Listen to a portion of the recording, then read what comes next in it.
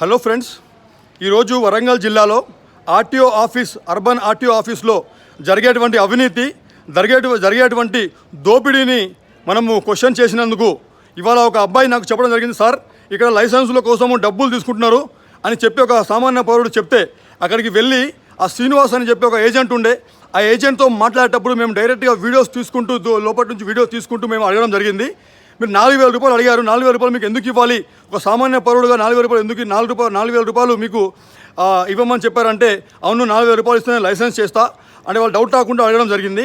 4,000 రూపాయలు ఇస్తే వాళ్ళు లైసెన్స్ తయారు చేస్తామని చెప్తే ఆ అబ్బాయికి డ్రైవింగ్ కూడా రాదంట అని చెప్పినప్పుడు, డ్రైవింగ్ రాకపోయినా పర్లేదు, డ్రైవింగ్ టెస్ట్ ఎవరు చేయరు, అక్కడ మీ డబ్బులు ఇవ్వండి, డబ్బులు ఇస్తే ఆల్రెడీ లోపల కూర్చున్న అతనే ఆయనే డ్రైవింగ్ చేస్తాడు, మీ డబ్బులు మరి ఆఫీసర్స్ చూడరా, అక్కడ ఎంవీఏలు ఆర్టీఓలు ఉంటారు కదా, వాళ్ళు డ్రైవింగ్ చేస్తూ లేదా చూడరా అంటే ఆఫీసర్స్ ఏం చూడరు, వీణనే తీసుకుని పోయి సంతకం పెట్టిస్తాడు ఫైల్లో, మీకేం ఇబ్బంది లేదు, మీరు 4,000 రూపాయలు ఇస్తే నేను చేపిస్తా అని చెప్పడం జరిగింది.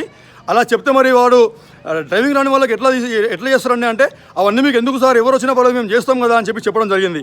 ఆ వీడియో తీసిన తర్వాత అక్కడ ఎంవీఏ గారి దగ్గర పనిచేసిన ఒక కానిస్టేబుల్, యూనిఫామ్లో ఉన్న కానిస్టేబుల్ని పోయి క్వశ్చన్ చేయడం జరిగింది. సార్, మరి ఇట్లా ఒక ఏజెంట్ చెప్తున్నాడు 4,000 ఇస్తే మరి వాళ్ళు లైసెన్స్ ఇస్తారంట, డ్రైవింగ్ రాదు, మరి అబ్బాయికి డ్రైవింగ్ రాకపోయినా పర్లేదు సార్, ఇప్పిస్తారా సార్ లైసెన్స్ అని అంటే, అవును వాళ్ళు ఇస్తారు, డ్రైవింగ్ టెస్ట్ ఏం మీకు చేయరు, వాళ్ళకు లింక్స్ ఉంటాయని చెప్పి ఒక కానిస్టేబుల్ యూనిఫామ్ మీద కానిస్టేబుల్ కూడా చెప్పడం జరిగింది.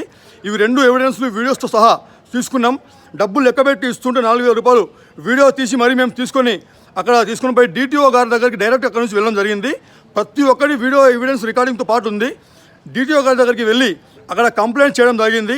DTO ఆఫీస్లో అన్ని సీసీ కెమెరాల్లో ఉంటుంది. సార్కి చెప్పినాం, సార్ ఒక సామాన్య పౌరుడి దగ్గర లేకపోతే ఈ ప్రజల దగ్గర ఇంత వేలకు వేలు దోపిడీ చేస్తున్నారు సార్, లంచాలు తీసుకుంటున్నారు సార్. ఇక్కడ నేను అడిగినప్పుడు బయట ఏజెంట్లు ఆఫీసర్ల ముందే పేపర్లు పట్టుకొని తిరుగుతున్నారు, డబ్బులు వేలకు వేలు లంచం తీసుకొని వాళ్ళు లైసెన్స్ డ్రైవింగ్ రాని ఒక అబ్బాయికి కూడా వాళ్ళు లైసెన్స్ ఇప్పిస్తామని చెప్తున్నారు సార్. ఇది నేను కానిస్టేబుల్ అడిగినప్పుడు కానిస్టేబుల్ కూడా అదే మాట చెప్పాడు.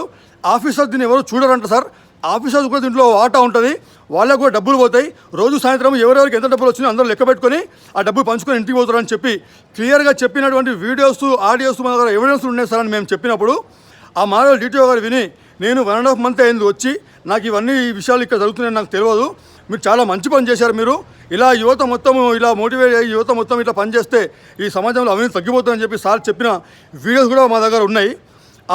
సార్ చెప్పిన తర్వాత మేము పిటిషన్ కూడా సార్కి ఇవ్వడం జరిగింది. సార్ దయచేసి దీని మీద పని చేయండి సార్, ఖచ్చితంగా ఈ అవినీతిని ఈ లంచగొంతనాన్ని ఆపండి సార్ అని చెప్పి మేము రిక్వెస్ట్ చేసి పిటిషన్ కూడా ఇవ్వడం జరిగింది.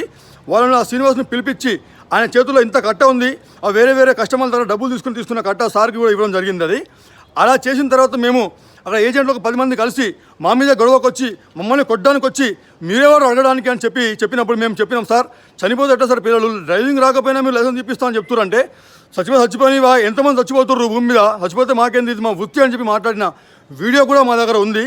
ఇవన్నీ అయిన తర్వాత 100కి ఫోన్ చేసినాం. 100కి ఫోన్ చేస్తే పోలీసు వాళ్ళు వచ్చి ఈ ఎవిడెన్స్ చూడకుండా ఇవన్నీ చూడకుండా నాకు తెలిసి ఎవరైతే ట్రాన్స్పోర్ట్ ఆఫీసర్ ఉన్నారో DTO గారు, MVI గారు, వీళ్ళంతా ఆల్రెడీ పోలీసు వాళ్ళకు ఫోన్ చేసి వాళ్ళకు చెప్పారు, ఆ వీడియోస్ మాత్రం ఎట్టి పరిస్థితుల్లో బయటికి పోవద్దు, దాంట్లో మొత్తం క్లియర్గా ఉంది అవినీతి ఎంత దారుణంగా జరుగుతుందో.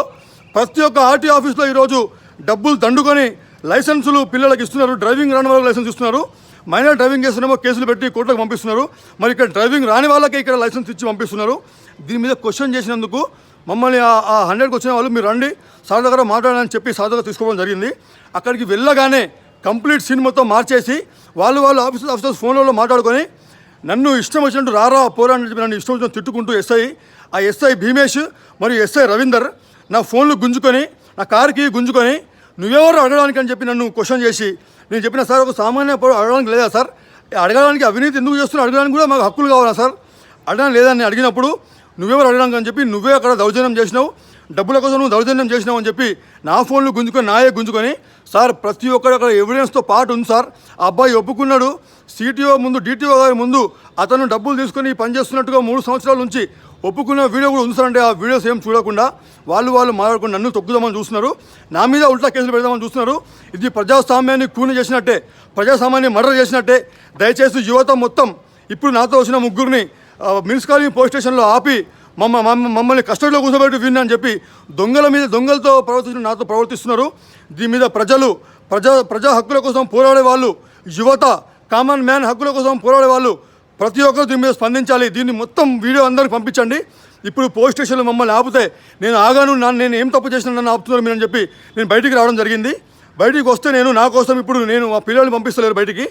మా ఫోన్లన్నీ గుంజుకున్నారు. దయచేసి మా ఫోన్లు మీరు ప్రెస్ వాళ్ళు, మీడియా వాళ్ళు, నాయకులు, వేరే ఏ పార్టీ నాయకులైనా పర్లేదు, ప్రజల కోసం పనిచేసే నాయకులు ఎవరైనా సరే మీరు వచ్చి అక్కడ చూడండి. ప్రెస్ వాళ్ళు, మీడియా వాళ్ళు వచ్చి అక్కడ చూడండి. దాంట్లో ఆర్టీఓ ఆఫీస్లో జరిగేటువంటి అవినీతి మొత్తం క్లియర్ కట్గా ఇవాళ మేము తీసినాం. ఈరోజు ఇది బయటికి రాకపోతే ప్రజాస్వామ్యం కూలి అయిపోతుంది, మర్డర్ అయిపోతుంది. ఇక ఎవరు కూడా ఈరోజు నీతి కోసం పనిచేయరు, అన్యాయాన్ని ఎదిరించాలని పనిచేయరు. నన్ను కాదు ఇది తొక్కడము, ఇది ప్రజాస్వామ్యాన్ని తొక్కుతున్నారు వీళ్ళు. దయచేసి నాకు సపోర్ట్ చేయండి. ఈరోజు 23 మార్చ్ ఈరోజు భగత్ సింగ్ మన దేశం కోసం ఉరితాడు ఎక్కిండు భగత్ సింగ్. నేను ఎంతోమంది నాయకులతో నేను మోటివేట్ అయ్యి ఈ దేశం కోసం నేను పనిచేయాలని చెప్పి నేను కష్టపడుతుంటే, నేను అవినీతిని తగ్గించాలని చెప్పి నేను స్వచ్ఛందంగా నా వంతుకు నేను యువతగా ఈ దేశం పట్ల నాకు కాంట్రిబ్యూట్ చేయాలి అని చెప్పి నేను పనిచేస్తున్న నన్నే ఈరోజు తొక్కుదామని చూస్తున్నారు. దయచేసి మీ అందరికీ చేతులు జోడించి చెప్తున్నా, ఆ వీడియోస్ అవన్నీ చూడండి. ఆ ప్రెస్ వాళ్ళందరూ అక్కడికి రండి, పోలీస్ స్టేషన్కి రండి, ఆ వీడియోస్ చూడండి. చూసిన తర్వాత మీకు నిజమేందో అబద్ధం తెలుస్తుంది. ఉల్టా మమ్మల్నే తొక్కి మా మీదనే కేసు పెడదామని ట్రై చేస్తున్నారు. ఇది అన్యాయం, అవినీతి, ఇది దారుణం. ఇది ఇంతకంటే దారుణం ఉండదు. మనిషిని డైరెక్ట్గా మర్డర్ చేసినట్టే, ప్రజాస్వామ్యాన్ని మర్డర్ చేసినట్టే. దయచేసి ప్రతి ఒక్కరి మీద స్పందించండి. మున్సిపాలిటీ పోలీస్ స్టేషన్ దగ్గరికి అందరు రండి. నేను కూడా అక్కడికి వస్తా. ఇప్పుడు ప్రతి ఒక్కరు నాయకులు ప్రతి ఒక్కరి మీద రండి. నా నంబర్ వచ్చేసి 8885885786. ఈ నంబర్కి మీరు ఫోన్ చేయండి. ఖచ్చితంగా నా దీని మీద స్పందిస్తానని అనుకుంటున్నా. నా ఫోన్ కూడా వాళ్ళు లాక్కోవడం జరిగింది. దీని మీద ప్రతి ఒక్కరు స్పందించి ఈరోజు నిలబడకపోతే ఇంకెప్పుడు నిలబడలేము ఈ నిజాయితీ కోసం, అవినీతిని అంతం చేయడం కోసం. సో కాబట్టి అందరూ నాకు హెల్ప్ చేయాలి, నాకు సపోర్ట్ చేయాలని కోరుకుంటూ మీ మొహమ్మద్ అన్వర్. జై హింద్.